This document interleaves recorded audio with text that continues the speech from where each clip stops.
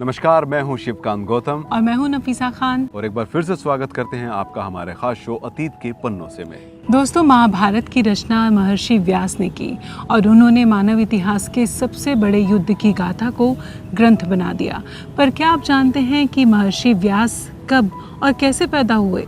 जी हाँ, वो किस कुल के थे, उनके माता पिता कौन थे, उनकी संतानें अगर थी तो वो कौन थी? तो चलिए आज हम आपको बताते हैं महर्षि व्यास के जन्म की कहानी और साथ ही साथ इससे आपको ये भी पता चलेगा कि महर्षि व्यास और भीष्म में क्या संबंध था। क्या वो दोनों भाई थे? क्या ये दोनों शांतनु की संतानें थे? गंगा शांतनु को छोड़कर स्वर्ग लोक वापस जा चुकी थी, साथ ही अपने पुत्र भीष्म को भी साथ लेकर गई, लेकिन इस वादे के साथ कि वो उसको गुरु परशुराम से शिक्षा दिलवाकर उन्हें वापस हस्तिनापुर भेज देगी। गंगा के जाने के बाद शांतनु को सत्यवती नामक एक मछुआरन से प्रेम हो गया, लेकिन वो मछुआरन कोई साधारण कन्या नहीं थी। दरअसल वो उपरिचर नामक राजा की पुत्री थी। एक बार राजा आखेट करने गए, आराम करते समय अपनी पत्नी का ध्यान किया और स्खलित हो गए। वीर्य बेकार न जाए इसलिए उन्होंने उसे पत्ते में लपेटकर एक तोते को दे दिया और आदेश दिया कि उनकी रानी तक पहुंचा दिया जाए। लेकिन रास्ते में ही तोते पर एक चील ने हमला किया और वो वीर्य नदी में गिर गया, जिसे एक मछली ने खा लिया। ये मछली गिरिका नामक अप्सरा थी, जो ब्रह्मा के श्राप के चलते धरती पर आई थी, जिसे मुक्ति मनुष्य रूपी बच्चे पैदा करने पर मिलने वाली थी। कुछ दिनों बाद उस मछली को मछुआरों ने पकड़ लिया और उसके पेट से 2 बच्चे यानी कि एक बेटा और एक बेटी मिले।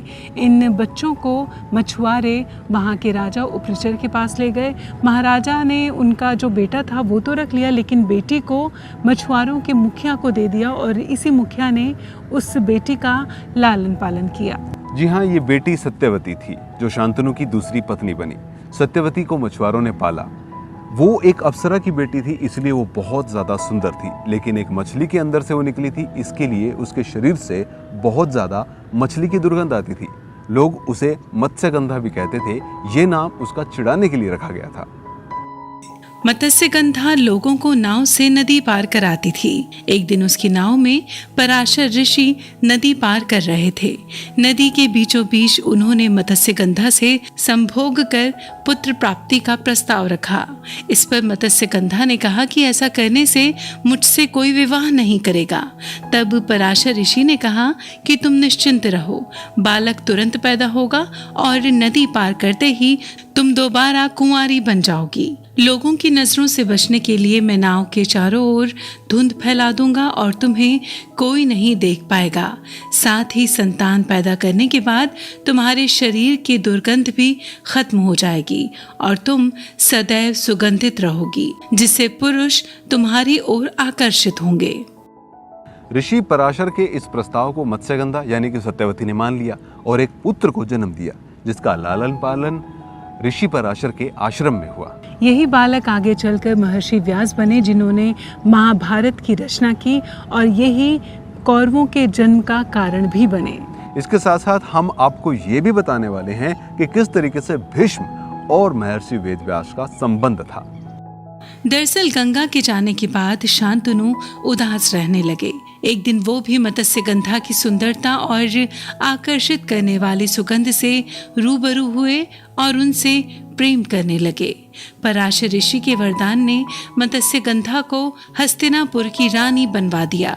चूंकि भीष्म शांतनु के पुत्र थे और मत्स्यगंधा उनकी दूसरी माता और व्यास मत्स्यगंधा के पुत्र थे, इस तरह व्यास और भीष्म दूर से ही सही लेकिन भाई थे।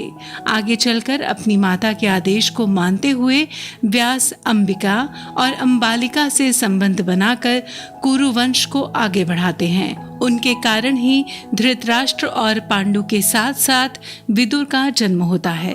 इतना ही नहीं, व्यास के आशीर्वाद से ही गांधारी 100 पुत्रों की मां बनी।